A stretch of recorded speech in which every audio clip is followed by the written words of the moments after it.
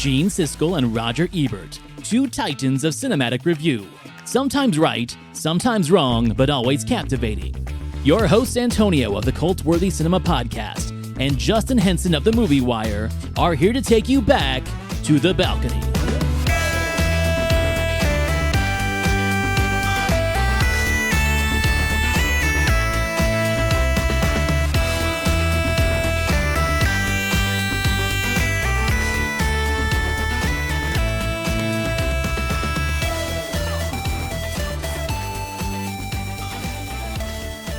And hello everyone, welcome to Season 2. We are in the brand new year, we're in 2025, and we are on the second year, officially, of Back to the Balcony.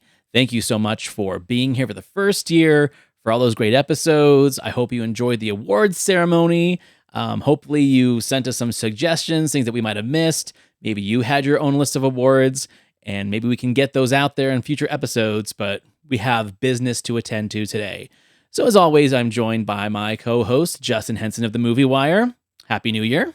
Happy New Year, and what a fantastic last season. So congratulations to you, and it was an absolute blast. Going back and looking through 51 episodes of that first year, that's crazy. It just seems like yesterday that we started it, and all the different transitions that we made, the first, 15 or so episodes were in our hoodies.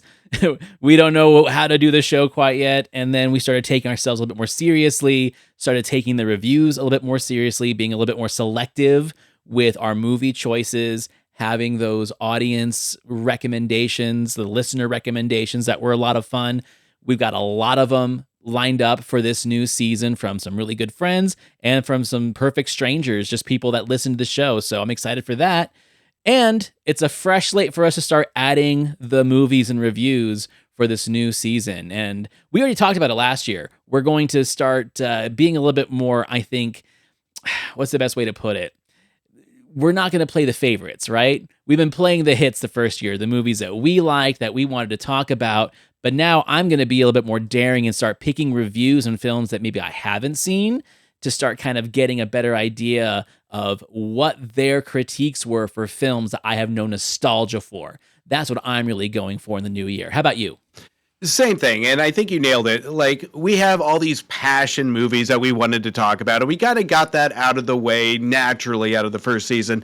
And even going into this season, I'm kind of flipping through Ebert's books and just opening up a random review and seeing if I've seen it or not. And this is where it's really going to challenge me to really look at movies that maybe I haven't seen or I haven't given a chance, and given those movies a shot on the show to kind of get a new, fresh perspective on a lot of these creations that we haven't even talked about. And I had to stop myself, because what I started doing was I just started watching episodes of Siskel and Ebert, like either having them playing in the car on the way to work, or if I was bored or cleaning the house, I would just start playing random episodes, and I had to stop because I realized that there was so much fresh material in some of these episodes of films that maybe never hit the mainstream, maybe were only available for like critic screenings and then didn't have a wide release.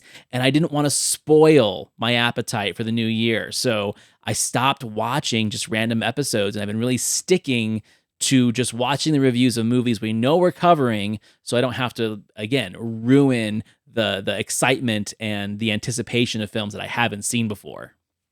Yeah, 100%. And I have to kind of go back to my roots too on my policies of, when I see a new movie, I don't like reading reviews. I don't even at times like watching the trailer. I want to experience something for the first time. And this is what really makes me excited for the second season, is a fresh outlook. And I'm with you. I've had to stop myself from watching Siskel and Ebert reviews because I'm so excited to see outlooks and the dialogue between these two. Because again, there's no debate that these two were engaging, but it's all about film and film critique and how we view a movie. And to view a movie, we need to get a fresh perspective. And I think that's what I'm really looking forward to in season 2, is attacking these movies and these reviews with a fresh perspective. And the special episodes. I had a listener reach out to me saying how much they enjoyed the Eddie Murphy, Richard Pryor episode, which was one of our least popular because it was a very niche topic. And he told me that there was an episode they did on Bill Murray films of the 80s. And I have not seen that one. So I'm like, okay, that's something good that we can kind of go back and find some of these special edition episodes they did that were dedicated to either a filmmaker or an actor. I know we've been dying to cover their Pulp Fiction episode of how that kind of changed the way they looked at films in the 90s. I think we'll have a very special guest on for that one as well. But also, they did a lot of guest spots on other people's shows that are fun to talk about. The Howard Stern appearance is kind of notorious for the two of them. But do you remember there used to be a kids movie review show on the TV back in like the late 80s, early 90s on Saturday mornings? And randomly, they showed up as guests on this episode where they got to review and critique films with these kid critics. And I sat and watched like a half hour of it. I'm like, okay, well, this needs to go on the show. I stopped watching it so I could at least have some freshness when we finally get to that discussion. But yeah, there was a lot of Siskel and Ebert that was not just necessarily their show. And a lot of the outside appearances that they've done, especially appearing on Letterman, that I love their banter and I love their critiques on a different environment. And I love the fact of the special episodes with Bill Murray where they talk about the current Groucho Marx motif. And I think that is really going to be something special that really is going to amplify our conversations in season 2, is when they really come out of their shell. We went into a lot of critical conversations, a lot of the popular kind of movies that they had a debate or in sometimes some agreement to. But this is where we're going to deep dive, I think, into the real persona of these two outside of just movie reviews that actually contributed to a lot of their psyche of how they view movies. So, and I think season 2 is going to be the pivotal moment for us to really analyze these two on how they view movies. Agreed. Now, today's subject, episode 1 of this new season, the reason why we're doing it right now is because we just were so excited about picking movies for the first season that we never got around to it. But it was something that was in our book of things to do in the first season, and it never happened because we just kept adding movies to the list. And before we knew it, 51 episodes went by and we missed our opportunity. So that's why we're kicking it off with season 2. The notorious Full Metal Jacket, Benji the Hunted episode and debate. I rewatched it and put the little, time marks for this conversation. And man, it's aged like fine wine how well this episode really demonstrates not only the inconsistencies of their reviews and other films, but also just the dynamic between the two of them, of how we almost were baited into watching this show like a hockey match. We wanted to see the antagonistic chemistry between the two of them. We wanted to see a fist fight. And this is one of the closest that they ever got. And it's so good. It is so good. And this is a great example of how one review just lingers throughout the entire episode of just pure bitterness. And even though we have two genres going into this conversation, the anger and just the egos, I want to say, of these two just really stay with till the beginning to the end of the episode. And that's something you shouldn't see in reviews, but this is what makes these two really engaging, is that the arguments get exciting and they get interesting, of not necessarily of how they're going to view a movie, but how they're going to react to how each other see a movie. And this is one of my favorite, I'd say, top 5 episodes, where this is a perfect example of how they just can't let it go in honor of how to view a movie. And I think just like the format that they chose is the reason why the antagonizing nature between the two of them really comes out. Because the 4 films that they covered this was June 17th, 1987, Full Metal Jacket, Spaceballs, Roxanne, and Benji the Hunted. That's a very wide array of films. You got 2 comedies, a kids movie, and one of the most serious war dramas ever made by a master filmmaker. And then to top it off, they have like a little tribute of Kubrick's films at the end, where they talk about his war films that were made back in the 60s and 70s. They talk about Paths of Glory, and they talk about Dr. Strangelove.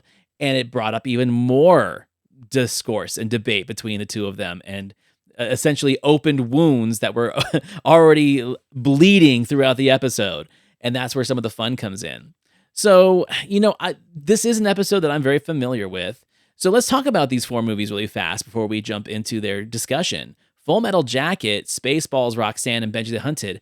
I saw all four of these in the theater. And so I do have a very strong nostalgia for all of these. Full Metal Jacket and Spaceballs I saw with my dad. Roxanne I saw with my mom, and Benji the Hunted I saw on a school field trip. Like, it was like the reading award for that week, is they got to take us to the movies and we saw Benji the Hunted. So I didn't see them all in one week, but I definitely saw them all within like a 2 or 3 week period. And I remember this episode being very relevant when it came out. So I feel like I am initiated already in this conversation. So I'm a little bit different. So Full Metal Jacket, I remember my first introduction to this one was our whole family was together, and we lived next to my grandparents, and all the females left the room and all the men were in our house watching this movie, and all the kids had to go. But I snuck in during the pivotal scene where we had that suicide scene, and that's what really caught my attention to this when I saw a couple years down the road. Roxanne saw in the theater, Spaceballs saw in the theater, and Benji the Hunted few years down the road on a school TV screen during school. Like on a substitute teacher day or something. 100%. And so this one, I remember each and every view of when I first saw these movies. And this one is almost the perfect lineup of controversy, of dialogue between these two. And it's the perfect lineup to almost define this show. So this one, you can't get a better lineup than this. I agree. I mean, and here's the thing too, like Full Metal Jacket, absolutely. Private Pile's suicide is one of the most shocking and just disturbing moments in cinema. Like, just the way it's captured, the Vincent D'Onofrio performance, the slow motion of Arlie Ermy like flying backwards, like it all resonates. I can remember just the feeling in the back of my throat watching that for the first time, because I'm sure I'd seen suicides in film before, or like cartoons, Daffy Duck putting the gun against his head and just says bang, whatever. But this is the one that first like felt real, like, oh, this guy just like literally blew his brains out, and it shocked me. But it's just as traumatizing to me as being 6, 7 years old when this came out, and then seeing Benji the Hunted when the hawk steals one of the baby cougars and flies away with it. And I was like, okay, well, now that's just as traumatizing to me as the suicide was. Like, both those moments in film, I think both shocked me and scared me and made me so emotional as a child. And I was a kid that was raised on Rambo, and those two moments like really shook me. These are two moments that are affected differently with people. One is the strike fear and the emotion in an adult, the other one with a child. Now, I remember watching that scene of a Full Metal Jacket, and it was a big why? What should I be feeling, as most children should be feeling during this scene? When it comes to an animal, we have this automatic human nature as a child to really sympathize with the cuteness of what we're seeing and to feel sad for it. But as we grow, we start to understand, especially with me, after watching that as a kid, it becomes an emotional trigger of the things that we see when it comes to the topic of mental illness, or in this case, how we're trained or not prepared for what we're about to experience, and that leads to mental illness. So there is a lot of trauma that kind of comes from what you see as a kid, but these are important movies to actually help us grow when it comes to how we develop and how we view things. And I think the biggest thing when it comes to viewing film is we don't want children to see this. And I'm not saying every children should see this, but everybody's emotionally different. But at the same time, these are topics that really do have an element to fully understand our human nature and how society is and what's important in society and what other people have gone through to show that empathy. So this one, Full Metal Jacket, gives us that little hint of how we should be feeling the empathy, and the same with Benji the Hunted. So in a way, they're almost similar when it comes to how we should be feeling. It's just different points in our life that we discover this. Let's talk about Full Metal Jacket first, because there was, I don't know, like this thing in the 80s that all of a sudden we were reaching back to I'm not gonna say nostalgia, but the remembrance of the Vietnam War. You know, we had all these Vietnam films come out in the latter half of the 80s. We had Platoon, we had this, we had Full Metal Jacket, we had Born on the 4th of July. Maybe thank Oliver Stone for bringing Vietnam back into the zeitgeist, you know, just the same way that Dazed and Confused brought 70s music back into the zeitgeist of the early 90s. It just something happened where we wanted to talk about Vietnam and we had all these Vietnam films. Of those four, let's say Platoon, Full Metal Jacket, Hamburger Hill, and Born on the 4th of July, I gotta say that Full Metal Jacket is my favorite of them. And not just because I'm a Kubrick file. I just think it's the one that I think really reflects the horrors of war the most because it doesn't get too personal with the characters the way the other films do. The other films feel almost formulaic of like, this is the grunt, this is the Sarge, this is the that, and that's where the story lies. Where in Full Metal Jacket, I feel it's all encompassing. You get characters, but it's the overall ominous presence of the cinematography, of the story, and just that the duality of man nature that Private Joker talks about that I think makes it more penetrating of a film for me when it comes to the Vietnam movies of the 80s. I agree. When it comes to a lot of these war films, especially in the 80s, with Apocalypse Now, there was almost a fear of the environment with characters inserted. Here we have the fear of the training. We get from point A to point Z where it comes to how we develop these soldiers, how we train these killing machines. And we even get that with Pyle where he can't mentally handle it. And this is a whole new level of fear. And when we get to the environment of brilliant cinematography, by the way, of showing these soldiers in active war based on their training, we get every detail from the hats that says "Born to Kill."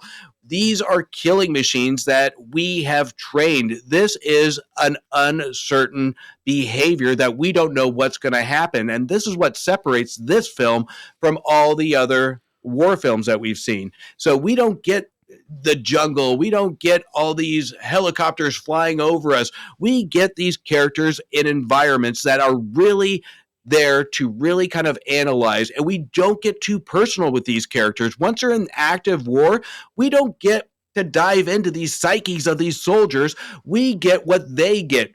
Brief interactions, knowing they're there to do a job. They're there to protect their country, and they're there to support their brothers in arms. So it's not as intimate as what we would get from other Vietnam films. It's so real and it's so engaging of watching these characters, not because of the plot, the story, but what they're going to go through and what they're going to do to interact with each other to complete their mission. You always steal whatever I'm about to say because that's exactly what I was going to say is that while Platoon and Hamburger Hill especially focus on the intimate nature, that like brotherhood mentality that I'm sure a lot of people did experience in the wars, this to me feels like a fishbowl, right? Everything's shot in a very wide angle lens, so you feel like you are looking at a snow globe or a fishbowl of a war. And to me, that makes it a lot more horrific because it is putting you from an outsider's perspective instead of trying to make you feel immersed in the experience. And that's why I like it. And Kubrick is great at that. I feel like Kubrick is the master of presenting a story and presenting a film, but doing it from the sense of you are an observer, right? You are outside of this world he's created. You are outside of this existence, and you are looking things through like a kaleidoscope. It's a very kind of projected way of making a film. And that's what can make things either, let's say, more frightening, more visceral, or more hypnotic in the aspects of, let's say, Barry Lyndon or Eyes Wide Shut. He doesn't make you feel like you are in the trenches with these people. You are almost like a god or an otherworldly being looking at what these humans are doing. And to me, I love that differentiator between him and these other movies. And the cast too, you know, that's the one thing that we hear a lot about with this movie is that these guys all went through like crazy boot camps. They were kind of taught to be like antagonistic to each other. Like D'Onofrio was literally bullied because that was his character. And somehow the madness might have been even kind of real during the shoot, right? Modine, he is, despite the films that he's been in, which he's like in a lot of interesting movies, he is generally more of like a method internal actor. And so he kind of disappeared into this film. To me, it's his best performance. I think he agrees with that. But it's the perfect character to tell this story through. You know, he is a journalist, he is a writer, he is an appreciator of his surroundings and the hypocrisy and the duality of it. So even though I'm not going to say he is our hero, he is the person that we attach ourselves to go through this journey. But also, we're not really meant to like him too much, because I think the whole point of the war is you don't want to be too likable. You don't want to be too out there, because then you just get a target on your back. In a sense, you just kind of want to be a part of the group and not so auspicious. Yeah, and you can even look at the opposite side of it, of the times of war, is even at an emotional level, where at this time, men don't really want to have that emotional attachment, but sometimes you don't want to have that emotional connection, or you don't want to get too close, because you're seeing all these people die around you. So it's almost a natural human reaction to kind of almost be off-putting. And that's where we kind of see it going into the middle of the movie, even to the climax. But I think what really does stand out, and you even touched on it, and I'm going to even touch on this, is that this is probably one of my favorite pieces of the movie, and it gives an amplified example of what Kubrick can really do to really target the danger, is the going into the climax, where we have the fire, the red tones, the wide shots pulled back, just following almost like a sniper-esque villain looking into our heroes, where we don't know where we stand on the spectrum of what's going to happen to these soldiers. It's like we're the villains looking in to these heroes, or these soldiers coming into it, and we are just in, like you said, this other world, just being that vision of what's going to happen. I think that is the pure magic of this movie, is the camera shot, the technical aspects of it. This is one of Kubrick's best when it comes to really enticing that danger aspect when it comes to how we follow our characters. And that's what really amplifies these characters without them saying anything per se. Just really having us be almost a National Geographic press, following these characters into the trenches, into the fields, into these buildings. And there is not one moment in this film that I wasn't nervous for what was going to happen. Even during rewatches, I was unsure of what was going to happen. And that is the talent that goes into the technical aspects of the direction of this. And that's where this movie made me a huge fan of Kubrick's style. Well, yeah, because for the most part, this was the Kubrick film of our lifetime at the moment, correct? Like, The Shining came out a year before I was born, and this was the first film that came out during my childhood. So I didn't even know who the dude was. I didn't really know this was a Kubrick film until like maybe 10 years after I saw it and started appreciating who he was as a filmmaker and diving into that catalog once I got a Blockbuster card. So the fact that I was able to experience this film first as a film before a Kubrick film, I think also says a lot to how it makes me feel, because I wasn't looking for the Kubrick moments. And I think that's one of the things that hurts Roger's take on this movie. So Gene brought this one to the show and he liked it. And it's that follow-up conversation between the two of them that really is like the starting off point for the debate that this show contains. We expect an original masterpiece from Stanley Kubrick every time out, and this time I'm afraid it's not a bad movie, but it's not original and it's not a masterpiece. Oh, I think it's very original and very close to being a masterpiece. I mean, first of all, I think that the stuff that we see, the training sequences, are absolutely startling. Even though this is familiar material, I think that image that we got of that guy is explosive, and I'll never forget it. Second, the fighting here is a different kind of fighting than in Platoon. It's city fighting, and it looks different, and it's a whole different war, and he's playing this film, I think, at a whole nother level. Platoon was about embracing the soldier and giving the soldier credit for this crazy world that he was in. This fighting, to me, is about the mixture of joy in fighting and the absolute fear of being killed, in the sense of when there's this guy called Animal who charges, I was so excited for him. And it's the guy I'm supposed to hate. And then when I see a sniper go on an American and Kubrick has his camera push in, I feel for the first time people getting attacked. I think visually this is the strongest movie I've seen in a long time. First of all, I didn't think it was that visually exciting except for a few specific shots that were really great. But secondly, let's talk about that very sequence you're talking about. One of the guy's friends is wounded and he's out there under fire, and the other one says, I'm going to go get him, and he runs out blasting with his machine gun to try to rescue him. Then later, the others come up behind, and we can clearly see where the sniper is. Then when you get to that reverse shot and he pushes in, that is a cliche, Gene. I mean, when I saw that push, I was so disappointed in Kubrick. This whole sequence is taken right out of absolutely routine grade B Republic World War II war movies of guys running out there to try to save their buddy and somebody else shooting at them. I have never felt a kill in a movie quite like that, ever, in any Vietnam film. Not in Apocalypse Now, not in The Deer Hunter. Not like that. Not like that. Well, then in that case, you're going to love The Late Show, because they have kills like that every night in black and white, starring John Wayne, starting about midnight. But they don't have movies like this film, Full Metal Jacket. I disagree. Okay. And I disagree particularly about the part that you like. Wow. Okay, so, I mean, I've never agreed with Gene more than in this conversation, at least in the episodes that we've covered. The dude is totally speaking my language, and he's doing what he doesn't often do, and that is defend the filmmaking, less the film. He is defending and promoting the filmmaking, the artistic decisions that Kubrick, the master, did, and Roger is trying to, I don't know, deconstruct them as if they are ripped off of some, I don't know, war movie from the 50s. But he kind of is doing that only because that is exactly what we talked about. This is essentially a hyper-realistic version of a newsreel from the war. When we see those old 16mm cameras zoom into a shot, or someone getting killed, or people dragging a body away from a battle scene, that is what Kubrick is emulating, but with his artistic flair. That is great filmmaking.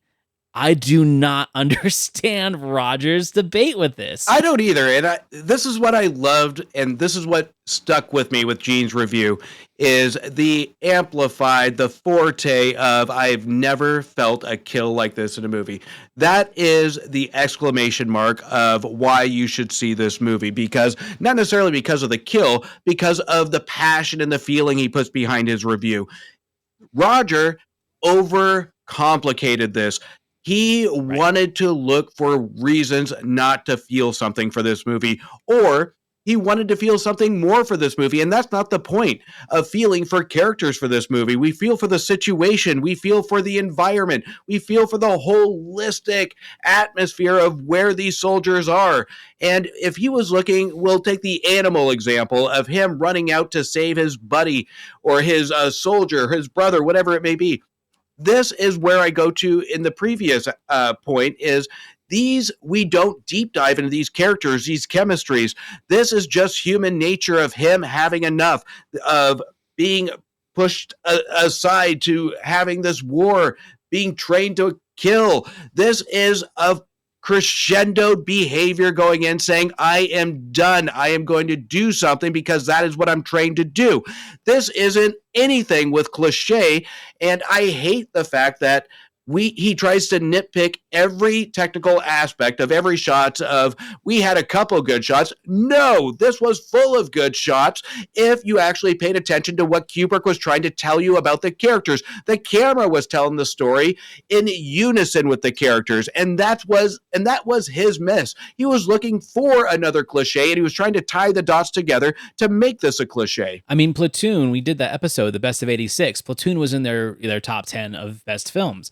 Maybe he just loved Platoon so much because it was kind of like the catalyst for all these Vietnam films. I mean, to think about it, we also have Good Morning Vietnam that came out around the same time. Like I said, we were just flush with Vietnam films.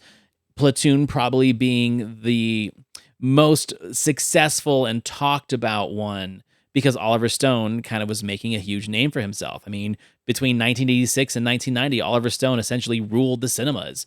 So maybe that's where he's coming from. He gets into it a little bit later towards the end of the episode, and we'll play that clip. But the fact that he is really holding Kubrick against his prior work, to me, is a cardinal sin of critique, where a director can't evolve, a director can't work outside of his crayon box.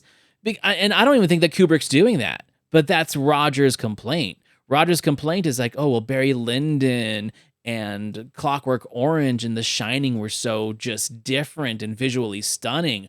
What is Kubrick doing here? This isn't an original film. This isn't Kubrick doing Kubrick. It's not. It's Kubrick using his eye to tell a story like he's never told before, that just happened to be relevant at the time because other Vietnam movies were out. And if that's what his problem is, I just don't understand how he can get on TV and think that that is an argument he's going to win. Well, we even saw it. I'm going to dumb it down a little bit. We even saw it with our Hook critique. True. Is he has this expectation of E.T., the sweet extraterrestrial, Close Encounters of the Third Kind. Here we have a sci-fi nut that started with 2001 Space Odyssey, and then we go into a new kind of take on the horror genre that's more psychological, and now we have this Vietnam War that he isn't ready for, and he has this expectation of what he saw from two of his favorite movies.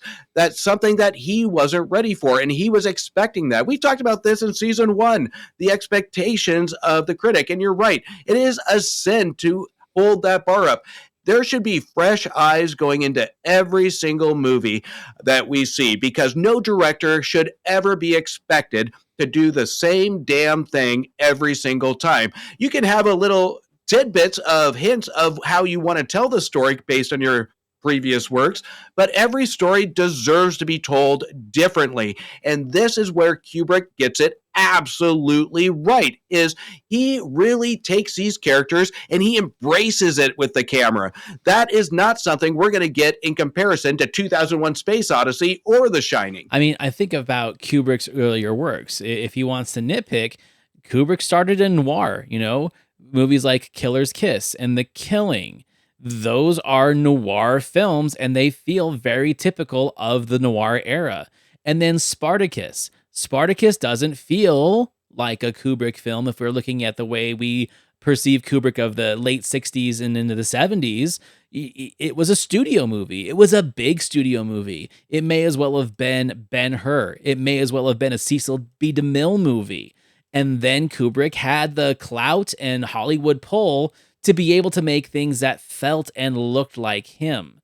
So the fact that he evolved into something and Roger thinks is different in this movie, well, he'd already done that 2 or 3 times over. So why are we having this discussion? Infuriating. It's infuriating that I disagree with Roger so much, and it's like, I don't know, a duality of me being infuriated that I agree with Gene so much, but also pleased and impressed and accomplished that the guy that I have to critique every week on this show actually is winning my heart in this debate. 100%. And it's more of disappointment for me, because there are moments in this film that I always use examples for of what a perfect shot is, or how lighting really does embrace and support the atmosphere of the shot.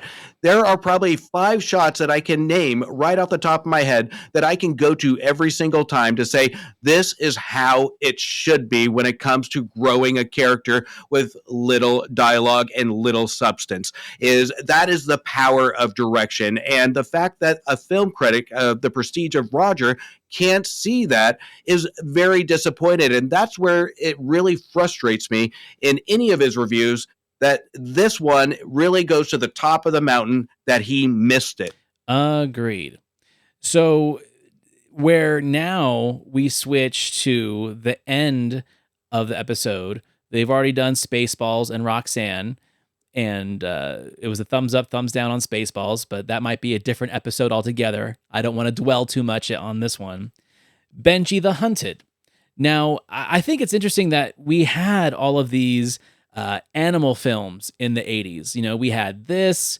We briefly mentioned The Bear from Jean-Jacques Annaud. I think in the Name of the Rose episode, we mentioned The Bear, which I think is a great movie. We also had Milo and Otis. You know, these movies that were about animals, very little human interaction. Some of them, no dialogue.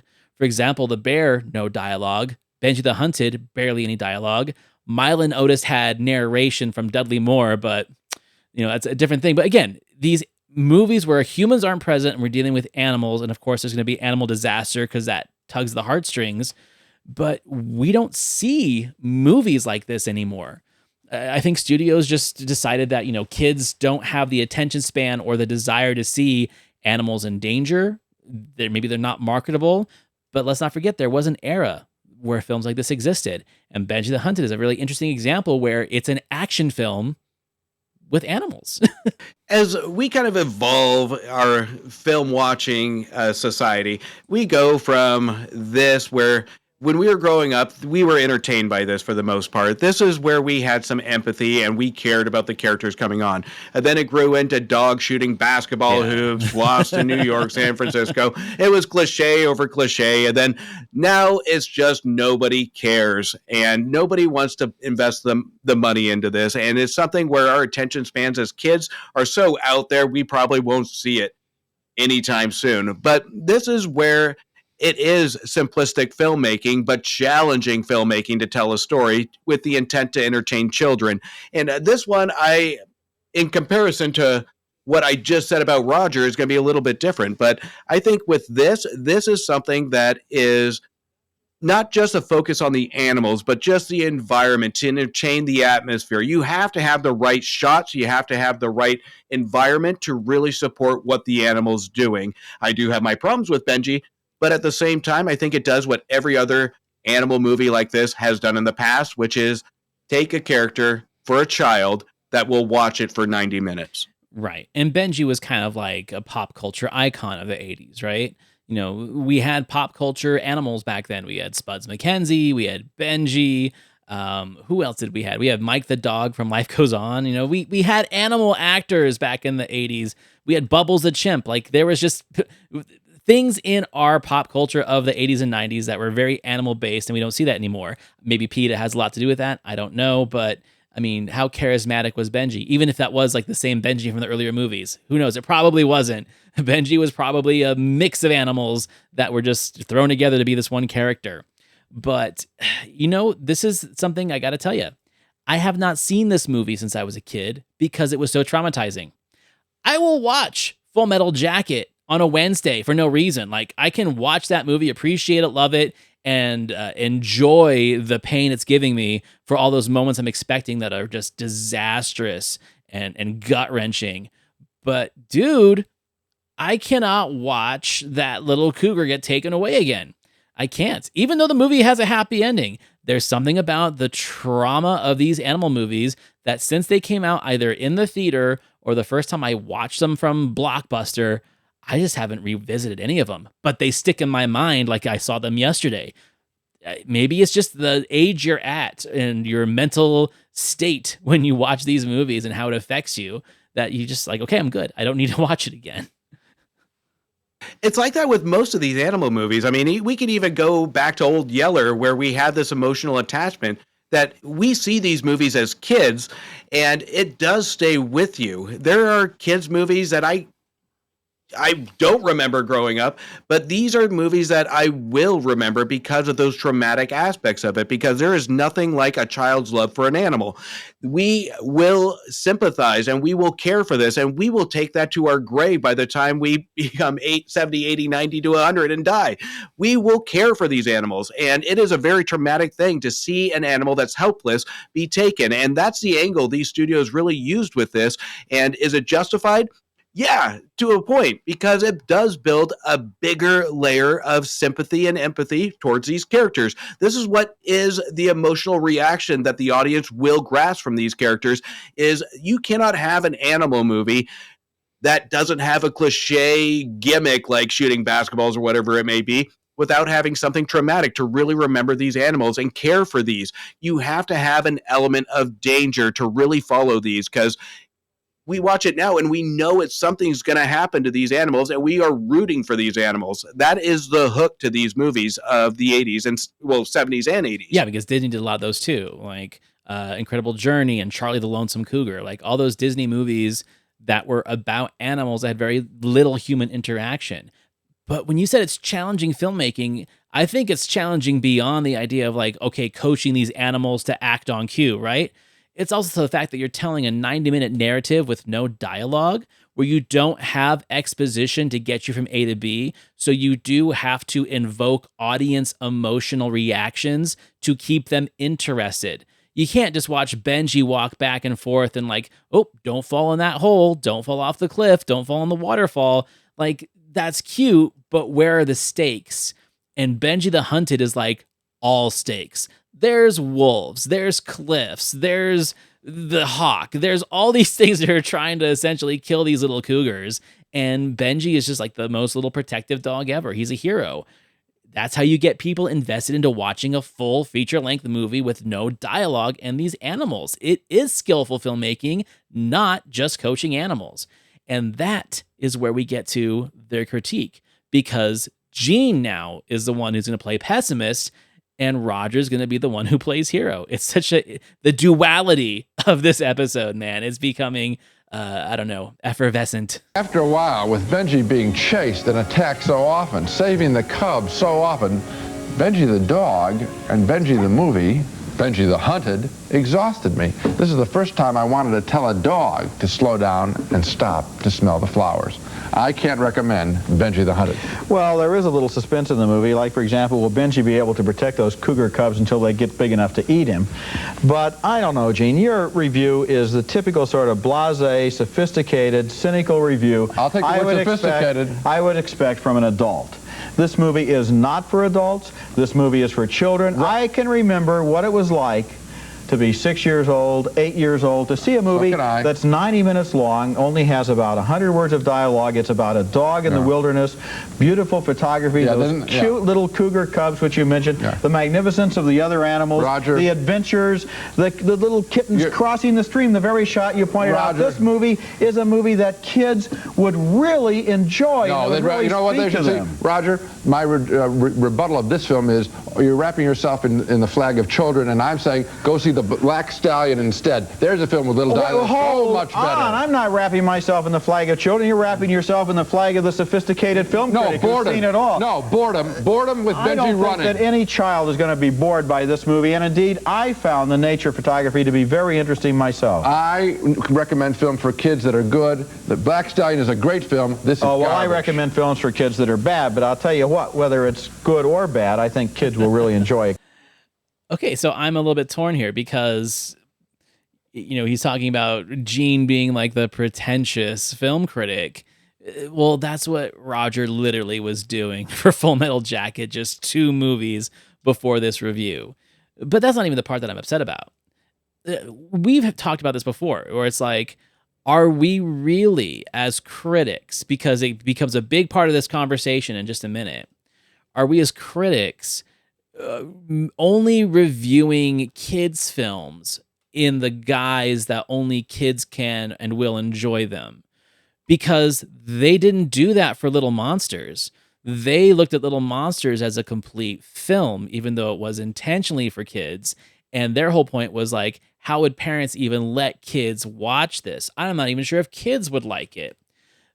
This isn't Little Monsters. This is something completely different, but are you really going to, let's say, dumb down your review and your critique of this film because it's technically a kid's film?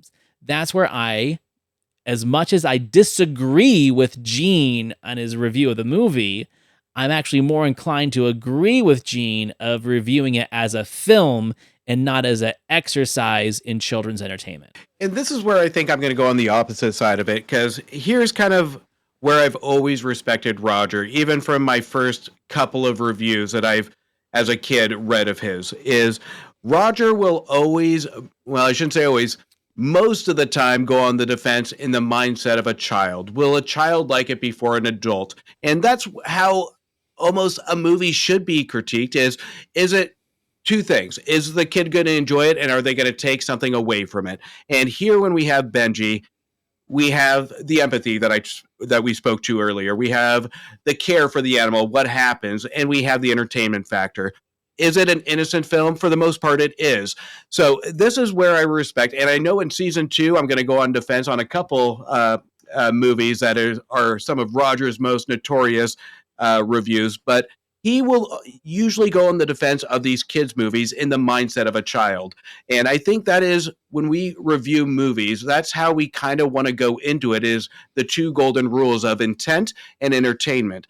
And I think Benji does have that entertainment. Is it a masterpiece? No. And I do agree with Gene on one aspect of it, is that it is moment after moment of situation after situation. So it does go very quick. So on a filmmaking aspect of it, no, it's not a great movie. But when it comes to teaching a lesson to a child of caring for something, I think it does a good job and keeping the attention span for the entertainment value. So when it comes to my two rules on that, I think it is a well executed for its intent. So, but in no way is it an amazing film for an adult. And that's where the cynical critic comes in, is taking yourself out of that, of who this movie is for.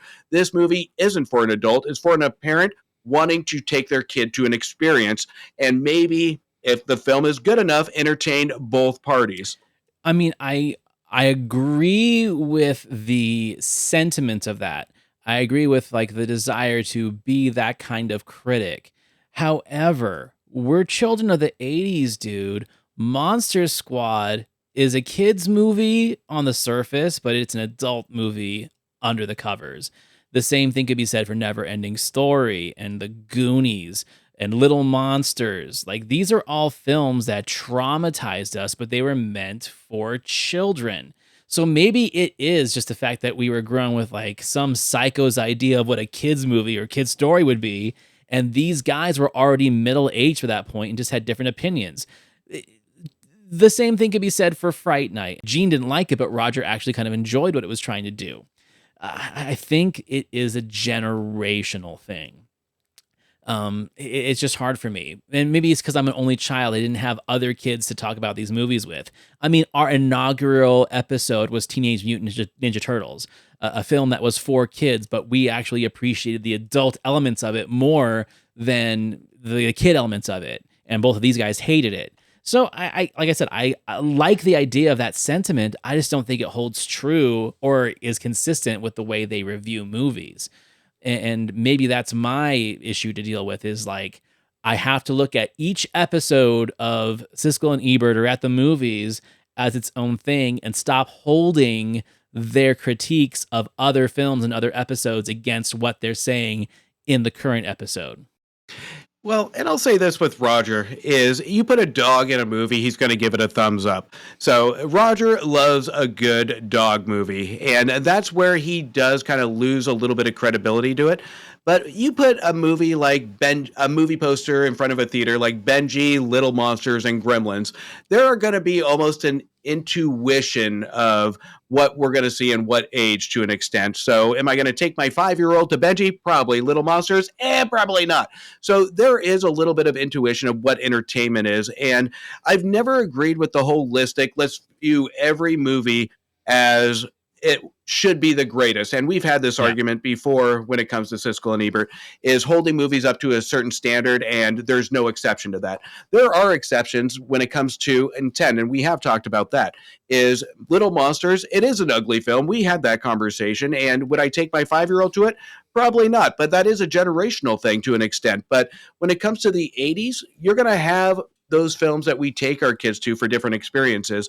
But when you see a dog on a movie poster laying in grass, you can almost predict that that's going to be a safe bet for children. And those are going to be a safe bet. You can't escape the 80s and early 90s in elementary school without seeing one of these movies, because that's how safe and universal it is. I mean, I think that we're going to have to just devote a whole month of season 2 to dog movies, because there's so many in the 80s and 90s during their run that I'm just like, oh, well, Now we just got to see if the Roger dog theory is true. Let's hold that theory up to the looking glass and see if you're right about that. Because it feels right hyperbolically, but I don't know. I feel like we should do like a test run of how many dog movies we can watch in 1 month and see how we felt about them. We'll save that for season 8. Okay. And then we'll do cat movies in season 9. So I think the most notorious part of this episode is their closing conversation while they're doing the kind of retrospective on Doctor Strangelove and Paths of Glory. And I don't know why they decided to do this. I meant probably just because it is the new Kubrick war movie, and he had made such an impact culturally with Paths of Glory for World War II, and then Doctor Strangelove for the nuclear crisis. Like it is, and one's a satire and one's a drama. It's an interesting take on this that they're going to compare it, but it's not necessarily the conversation about those movies that people remember. It's the debate where Gene starts to kind of hold up the reflective lens against Roger's critique of Full Metal Jacket versus his critique of Benji the Hunted.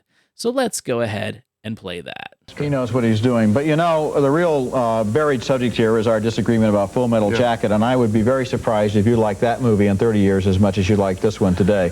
I don't think it's going to hold up that well. It's not one of his great films. In the world of films as made today, Full Metal Jacket is a film to recommend. Full Metal Jacket is a very, very fine film. My opinion is the Full Metal Jacket is not Kubrick at the top of his form, which we've just seen here. Roger, it is not as good as those two films, which are among the greatest films ever made. But for you on this show to give thumbs down to Full Metal Jacket, I think is a gross mistake. I think it is a film worth seeing. I'm trying to put the movie in a context, and I'm trying to tell people that it is not as good. And this is the show where you give Benji the Hunted a positive review and not Kubrick's Now, Gene, film. that's totally unfair because you realize that these reviews are relative. Benji the Hunted is not 1/3 the film, 1/10 the film that the Kubrick film is, but you know that the same thing happens, that you review films within context. So it's not fair for you to compare those two reviews. And you know it, and you should be ashamed of yourself. No, I'm not. Now let's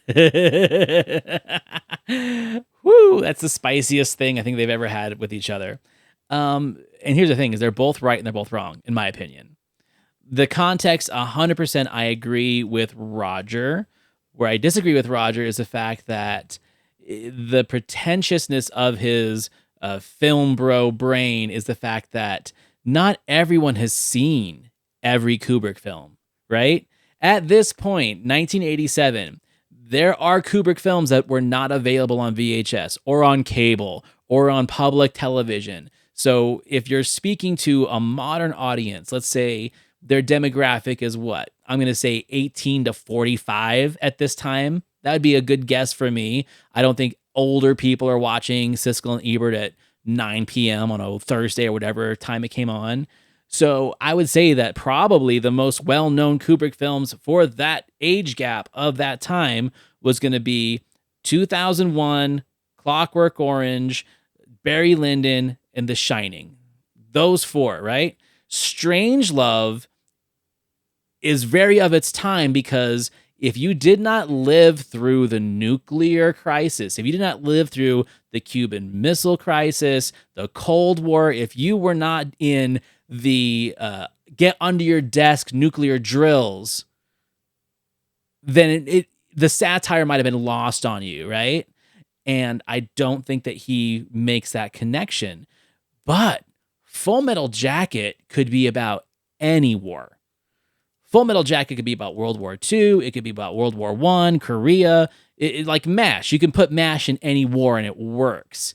So the fact that he is trying to explain his thumbs down review by saying that he is holding it up to the other Kubrick films out there, I think that's bullshit. It's complete bullshit because at the same time, we already talked about it. It's one of those that each one's going to have a Kubrick style, but in a different context. Yeah. That's either really good when it comes to how the direction affects you emotionally, or two, it just wasn't for you. This is a unique style that Kubrick has, but the one thing that is perfect when it comes to his intent, that is, he is going to use the camera, he's going to use the characters, he's going to use the atmosphere to tell his story. So it is unfair in different pieces and different aspects, from sci-fi to horror to war, to really treat this the same. And I think they're again, I'm with you. I think they're both right, but they're both wrong. I think Gene, when it comes to kind of spouting off the comparison between the two reviews, obviously, I think that's just a frustrated insult. He knows better. He just wanted to get to Roger. And I think Roger is 100% right. It shouldn't have even been said, because it's not fair to make these comparisons, because each one should be treated as an individual. Just because I said, yes, I love Big Mama's House, doesn't mean I'm going to say, no, I hated Apocalypse Now. So they're treated as two separate elements to how we experience the film going experience. I think it is entertaining to me that the idea that, okay, well, Full Metal Jacket is not going to age as well in 30 years as the other films in Kubrick's catalog. He's wrong. Full Metal Jacket might be the most recognized Kubrick film, at least of the 30 years later generation, that and The Shining. Like, I have a 19-year-old that works for me. The only Kubrick film she knows is Full Metal Jacket. Like, I think it's in rap songs. It's pop culturally so effective, and I think because of its content. And that's the thing, is like, at the end of the day, I'm really split on what is more permanent in the pop culture zeitgeist. Is it the artistic flair of a filmmaker, or is it that moment, the emotions that a moment in a movie can just nail to whatever generation, regardless of age or experience? Private Pile's suicide is going to stick in people's minds more than whatever sweeping shot you see in Barry Lyndon, or the fact that it's lit by candlelight. Like, none of that shit matters to certain people. But Pile's suicide and his bullying, how he's being tormented by his team, hoping he'd wash out, that's going to stick. And I think that is why the film lasts so long. 30 years later, I think it's more recognizable and memorable because the characters, but more importantly, the experiences these characters have and the impact it makes on people who are afraid of going to war, who are afraid of being drafted or put into an army or a deadly situation like that. That shit sticks. So 30 years later, I honestly believe that Full Metal Jacket is a lot more relevant and important than most other Kubrick films. It is 100%, because even when we take the D'Onofrio scene where he's being beaten in bed by people that he's going to go to war with potentially, he is a character that is totally unknown of and unsafe of where he's going to go, either in basic training or in war. And this is almost hits home on an emotional level, where we build these people up on our own actions, whether it's from bullying, abuse, to you are trained to kill. All these actions, all this intent leads to the development of not only us as people. This is an example of step by step of how someone is developed. And that, I think, is what sticks into one's head. And even more so today is more relevant than any other Kubrick movie when it comes to mental illness and when it comes to how we kind of follow what we're trained to do. So this one, I think, really does stick today, even more so than it did back then, of how we react to society and how the public views us, or what we're expected to do, I want to say. Some people can handle it, some people can't. And some people really do have a reaction to it, that nobody can go through the same training or almost abuse to an extent that we're treated almost, I would say, like sheep, that nobody's going to have that mental capacity to be all alike. And at the end of the day, regardless, I mean, the guy's a master, and there isn't a film that he's made that I don't like. I would say that probably Barry Lyndon is my least favorite, but not because of the film. I'm just not a Ryan O'Neal guy. But Full Metal Jacket's my favorite Kubrick film. Is it his best film? I'm not going to say it's his best, but it's my favorite because it's the one that really just kind of gets me emotionally more than the others. Where I feel like the other films, I am hypnotized by their artistic beauty and the attention to detail and just the care in how those films are made, where Full Metal Jacket, it literally tears my heart out to watch that movie, and that's why it's my favorite. When you've seen as many movies as we have, to get a visceral and emotional experience like that from a movie means a lot. And so for me to get that worked up over a film means it's going to go pretty high on my list. And that's where it sits in mine. I 100% agree. And I think when it comes to the genres that Kubrick has attacked, I think he's made some brilliant films that really do reinvent how we view from sci-fi to horror. But this one, there will be no other movie that will indent itself into your soul than this one. The pain, the tragedy of this movie is something you can't unsee. And that's something that really speaks to the soldiers that went to Vietnam. Not to a full extent, of course, but this is going to be the closest you get to getting an emotional reaction from a film to really feel the pain and tragedy from it. And I think that's what makes this a masterpiece, almost a masterpiece, in Gene's words, because you can't unsee what you see in this movie. And that's not just from the violent nature, it's from how these characters react to situations. And because, we haven't completed our list for season 2, I already knew before we did this episode that I was going to put Brian De Palma's Casualties of War on the docket, not because I like the film, but because how I feel that it is what De Palma does to Hitchcock, he's doing to Kubrick, trying to out Kubrick with a Vietnam movie, and it just doesn't work for me. I'll give my opinion right now. I'm not going to say it's a terrible film, but when we get to that episode eventually, I've got a lot to say because I feel that if Full Metal Jacket wasn't out and as good as it was, then Casualties of War probably wouldn't even exist. 100% agree. And I think this one, if I were to speak in Siskel and Ebert's language, this one should set the bar from war movies going forward. Oh, hell yeah. Agreed, 100%. Okay, so yeah, this was the perfect conversation to kick off season 2. We're not doing any thumbs up. We're not doing any letter grades or star grades because it was really about the conversation of where we're starting to see the inner workings of these two, where they really work and where they kind of fall apart. And it's such an interesting series of films to get that conversation going. A Vietnam movie and a movie about a dog taking care of baby cougars. Season 2, episode 1 in the books. I thought that was a great conversation. I loved hearing these guys debate again and getting your viewpoint on what they were saying. So next week, we are starting off with your first pick of 2025, and that is the film Dogfight, starring River Phoenix and Lily Taylor. It's a very interesting movie. I can't wait to hear all about it because it's one of those movies that not a lot of people have seen.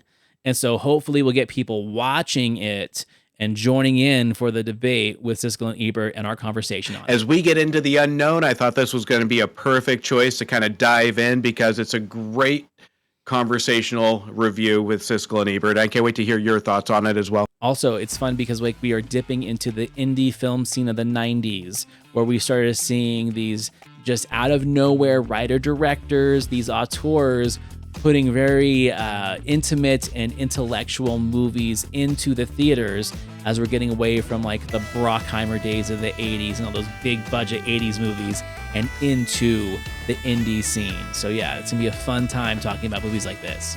So everyone, thank you so much for watching, listening, and subscribing. Have you subscribed? Subscribe to YouTube. You can find us on Spotify, on Apple Podcasts, on Amazon Music, all the places you find podcasts. Make sure that you follow me, Antonio, at thecultworthy.com and my co-host Justin Henson at themoviewire.com. We've got a whole year of great new episodes ahead. I'll see you next week. See you next week.